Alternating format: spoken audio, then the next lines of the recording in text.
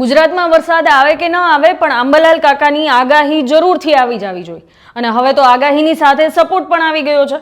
વરસાદ કરતાં પણ વધુ ગરમ બનેલા અંબાલાલ પટેલના વિવાદમાં હવે નવો ટ્વિસ્ટ આવ્યો છે। જયંત પંડ્યા વિજ્ઞાન જથ્થા દ્વારા કાયદાકીય કાર્યવાહી કરવાની ચીમકી અપાયા બાદ અંબાલાલ પટેલે આગાહી બંધ કરવાની જાહેરાત કરી હતી, પરંતુ કાયદાકીય સલાહ લીધા બાદ તેમણે ફરીથી સ્પષ્ટ કર્યું છે કે તેઓ વરસાદની આગાહી ચાલુ રાખશે અને હવે આ સમગ્ર મામલામાં એન્ટ્રી થઈ છે ભારતીય કિસાન સંઘની। ભારતીય કિસાન સંઘના મહામંત્રી આર.કે. પટેલ ગાંધીનગરમાં અંબાલાલ પટેલના નિવાસસ્થાને પહોંચ્યા અને ખુલ્લેઆમ તેનું સમર્થન જાહેર કર્યું। આર.કે. પટેલે કહ્યું છે કે ભારતીય કિસાન સંઘ અંબાલાલ પટેલની સાથે છે। તેઓ ખેડૂતોના હિતમાં વર્ષોથી વરસાદ અંગે આગાહી કરતા આવ્યા છે અને આગળ પણ કરતા રહેવા જોઈએ। જ્યાં જરૂર પડશે ત્યાં અમે તેની સાથે ઊભા રહીશું। એક તરફ વિવાદ અને બીજી તરફ સમર્થન। હવે આ બધાની વચ્ચે અંબાલાલ કાકાએ ફરી એકવાર વરસાદની નવી આગાહી કરી છે। આવો જોઈએ અંબાલાલ પટેલે શું આગાહી કરી છે। ખેડૂત ભાઈઓ, અમારા જનતા જનગણના કાર્યક્રમમાં અમારું શિર નમાવું છું। અમારા કૃષક ભાઈઓ બહેનો માતાઓ માટે હું મારું મસ્તક નમાવું છું। અને હવે આગાહી અંગે જોવા જઈએ તો આ આગાહી માત્ર વિચાર વિનિમય માટે જ કરીએ છીએ। અર્વાચીન જ્ઞાન અને પરંપરાગત જ્ઞાનનો સુમેળ રહે, તેવો સુમેળ રહે તેના માટે અમે આગાહી કરીએ છીએ। અને હવે આ આગાહી અમે જોઈએ તો લગભગ અમાસ આસપાસ હવામાનમાં પડતો આવશે અને તારીખ 15મી ઉપલા લેવલમાં ભેજ આવશે। 15મી હવામાન પલટાશે, 16મીએ ક્યાંક છાંટાછૂટી થવાની શક્યતા રહે છે, અમદાવાદમાં છાંટાછૂટી થવાની શક્યતા રહે છે।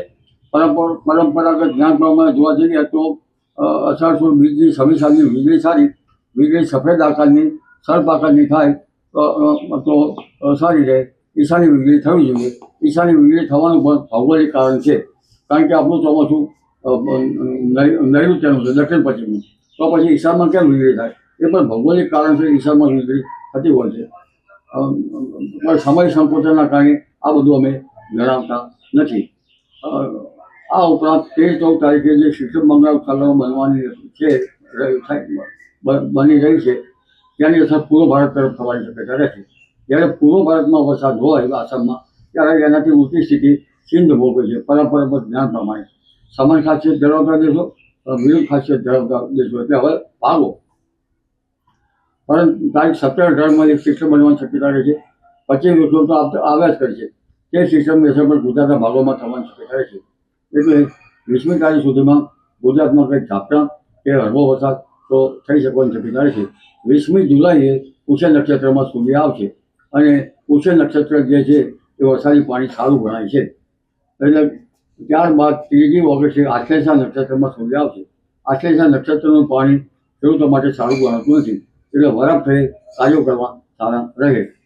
આ ઉપરાંત લગભગ 22 જુલાઈથી 30 જુલાઈ વચ્ચે ગુજરાતમાં સારો વરસાદ થવાની શક્યતા રહે છે, જેમાં દક્ષિણ ગુજરાતના ભાગોમાં ભારે વરસાદ થવાની શક્યતા છે।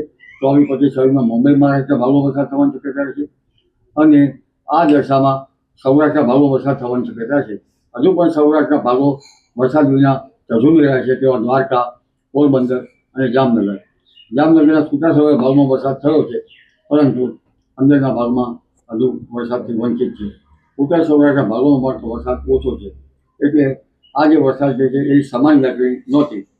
કચ્છના ભાગોમાં પણ વરસાદ ઓછો છે, એટલે આ સિસ્ટમના કારણે કંઈક વધતો ઓછો વરસાદ કચ્છના ભાગોમાં થવાની શક્યતા છે, ઉત્તર સૌરાષ્ટ્રના ભાગોમાં થવાની શક્યતા છે, મધ્ય ગુજરાતના ભાગોમાં પણ થવાની શક્યતા રહે છે। એટલે વડોદરાના ભાગો, અમદાવાદના ભાગો, આ ઉપરાંત પંચમહાલના ભાગો, મહીસાગરના ભાગોમાં પણ વરસાદ થવાની શક્યતા રહે છે। ઉત્તર ગુજરાતના ભાગો, મહેસાણાના ભાગો, બનાસકાંઠાના ભાગો, અરવલ્લીના ભાગો અને પૂર્વ ગુજરાતના અન્ય ભાગોમાં પણ વરસાદ થવાની શક્યતા રહે છે। આ વરસાદ જે છે મધ્યપ્રદેશના ભાગોમાં ભારે વરસાદ થવાની શક્યતા રહે છે। ઉપરી સિસ્ટમોથી મધ્યપ્રદેશના ભાગોમાં ભારે વરસાદ થતાં નર્મદાના જળસ્તરમાં વધારો થવાની શક્યતા રહે છે। પરંતુ અલનીનો અને ઓગસ્ટથી સપ્ટેમ્બરમાં અલનીનોની ઘાતક સ્થિતિ અનુભવાય છે। તો આમ અંબાલાલ પટેલના કહેવા મુજબ 17 થી 18 જુલાઈ બાદ બંગાળની ખાડીમાં નવી સિસ્ટમ સક્રિય થવાની શક્યતા છે અને ત્યારબાદ 19 થી 30 જુલાઈ દરમિયાન ઉત્તર, મધ્ય અને દક્ષિણ ગુજરાત ઉપરાંત સૌરાષ્ટ્ર અને કચ્છમાં સારા વરસાદની સંભાવના છે। આ સાથે જ તેમણે જણાવ્યું છે કે 20 જુલાઈ પછીનો વરસાદ ખેડૂતો માટે લાભદાયક રહેશે અને અમદાવાદની રથયાત્રાના દિવસે સાંજના સમયે છૂટાછવાયા વરસાદની શક્યતાઓ પણ વ્યક્ત કરી છે. હવે સોશિયલ મીડિયા પર પણ ભારે ચર્ચા શરૂ થઈ ગઈ છે. કોઈ કહે છે આંબાલાલ કાકા પાછા આવ્યા, તો કોઈ કહે છે આગાહી પર બ્રેક લાગી હતી, હવે ફરીથી સ્ટાર્ટ થઈ ગઈ છે. પણ એક વાત સ્પષ્ટ છે કે આ સમગ્ર મુદ્દો હવે હવામાન પૂરતો નથી રહ્યો. આગાહી, વિવાદ અને હવે ખેડૂતોના સમર્થન સાથે આ ચર્ચા વધુ રસપ્રદ બની ગઈ છે. અંતમાં એટલું જ, ગુજરાતમાં વરસાદ ક્યારે આવશે એ આગામી દિવસોમાં ખબર પડી જશે, પરંતુ આંબાલાલ કાકાની આગાહી ફરીથી શરૂ થઈ ગઈ છે. આ વાતે ચોક્કસ ચર્ચાનો વરસાદ વરસાવી દીધો છે. અને આવી જ વધુ અપડેટ્સ માટે જોડાયેલા રહો સ્વરાજ સાથે.